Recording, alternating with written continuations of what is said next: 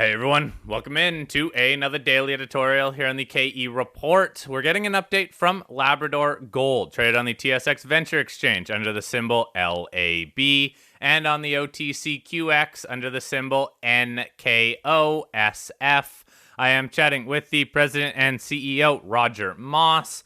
Now, Roger, we're following up on news that came out just yesterday, June 17th, and that is the increase of the drill program at the Kingsway property in Newfoundland. Now, the drill program is up to 50,000 meters, initially announced for 20,000 meters, but I believe on the back of the initial results from that big vein target that you and I discussed more at the beginning of this month, that has to be, I assume, driving some of this increase in the drill program, as well as, honestly, just the interest in Newfoundland and the exploration going on there. It's a good time to be in the area and a good time to be drilling. Roger, give us just a little background then on why increase the drill program now, and let's walk through where the focus is going to be for this 50,000 meters, especially in the near term. Yeah, okay, thanks, Cory. It's good to be back. It's the news is coming fast and furious here, I guess. And yeah, we were really happy to be able to announce that increase in the drilling program today. It's been a while. We've been thinking about it. Certainly the intersections that we got at Big Vein that we announced a couple of weeks ago were certainly played into our decision. You know, we had some high grade intervals over decent widths. So yeah, that was a part of it. And as you say, the interest in Newfoundland, the exploration that's going on here, and just drilling is really what we want to do, because we do believe that we have something significant here. We're in it to make a discovery, and the more drills you have turning, the better chance you have of making that discovery. So, Roger, even in that news release, it says out of that initial 20,000 meters that was announced, the company approximately has 4,000 meters of drilling that's been completed at Big Vein, but there is also the 7.5 kilometer vein corridor that I believe will be explored here. So what's the strategy going to be now with 50,000 meters to further attack Big Vein and then also look outside of just that Big Vein, along that vein corridor? Yeah, absolutely. I mean, we're really stoked on that vein corridor. I mean, I think I've been talking about it quite a bit, and we've got some results from last year that we're following up there. We've got some preliminary drill targets outlined along that corridor, so that's exciting. We've been doing more work there this field season, and even up to the north of the vein corridor, because, to be honest, it's really the Appleton Fault that's driving this, and we have about 12 kilometers of the Appleton Fault on the property, and that 7.5 kilometers of the vein corridor is immediately adjacent to that fault. And of course, Big Vein lies in the middle of the vein corridor. So we've got areas to the north, we've got areas to the south of Big Vein, all along the Appleton Fault, and probably even further to the north, outside of the vein corridor. We've got more potential up there. So it just seemed to make sense that we're going to do a lot of drilling. We're going to drill at Big Vein initially. We're going to drill out on the vein corridor later on. We still need to get permits for drilling on the vein corridor, and once they come in, that's when we'll move one of the rigs off and do the drilling along the vein corridor. Okay, so it's a process, right? But even as you said initially here, you guys are still very much in the discovery phase, right? This is all really discovery drilling. You're looking to make new discoveries and then build off those discoveries.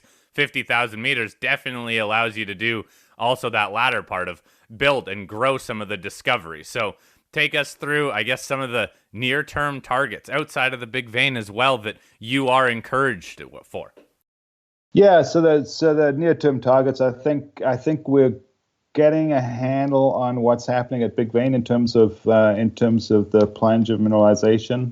I think with the 4 holes we saw the visible gold in, including the 2 that we put out a couple of weeks ago, that they're hanging together quite nicely. So with further drilling on Big Vein, we should be able to target that along strike and down plunge. So that's going to remain the initial focus. As we progress that, we'll also, as permitting allows, move out onto that quartz vein corridor. About a kilometer to the south of Big Vein, we had some good results last year from rock sampling where we got a 16-gram sample in a grab sample. So that needs to be followed up, and that'll potentially be another target down there. But the one that's really interesting to us is a till sample that had 165 grains of gold, and most of those grains, about 95% of them were pristine, which means that they haven't traveled very far. So what that tells us is that there is a very good chance of more gold mineralization being close to that till sample. And that's something that we're following up on this field season, and something that we will probably be drilling that as soon as we get the permit to do so. All right, so Roger, one more quick question here regarding funding of this drill program. I think anyone that's followed this story has seen some of the recent fundraisers that have happened, but just remind everybody how much cash you have in the bank and, well, assuming that will take you through this whole program. Oh, absolutely. Yeah, we were very fortunate to complete two raises this year, both of them with Newfound Gold and Eric Sprott. They put in $25 million into the company in April and May, and so now we're sitting with about $36 million in the bank. And I know that people probably expected us to do this to increase the drilling program soon after getting that money in. But I just needed to be sure that we could get the drills, and I had a lot of conversations with our drillers. As you and your listeners are probably aware, things are not easy to come by, especially things like drills on the island right now. And so it was just being a little conservative and making sure that we had drills lined up that we could use before committing to the increased program and the increased number of drills on the property. But yeah, we're fully funded, more than fully funded for this increase in the drilling program. Okay, so in terms of news flow, then coming out of Labrador Gold. Should everyone just simply be focused on drill results and I guess some more target generation along that vein corridor? Yeah, exactly. I think the drill results are what people are looking for. It's the commonest question I get is when the next results coming, and I think we'll try and provide those results on a timely basis when we get them back from the lab. And as we get results from our field programs, we'll be putting those out as well, because they're really going to be what they're going to tell us where we should be directing that fourth drill, and what targets we're going to have to follow up. But I think it's going to be an exciting few months here out in the Gander area. Oh, it already has been pretty exciting in that area, and now with that much money and this big of a drill program, you guys really get to go after this project and attack some of those targets. So we'll keep following along as some more news hits the market. If anybody has any follow-up questions for Roger regarding anything going on at Labrador Gold, including this drill program, please email me, fleck@kereport.com, and I will get those answered for you. Roger, thanks for your time today. I appreciate the update. I hope you have a great weekend.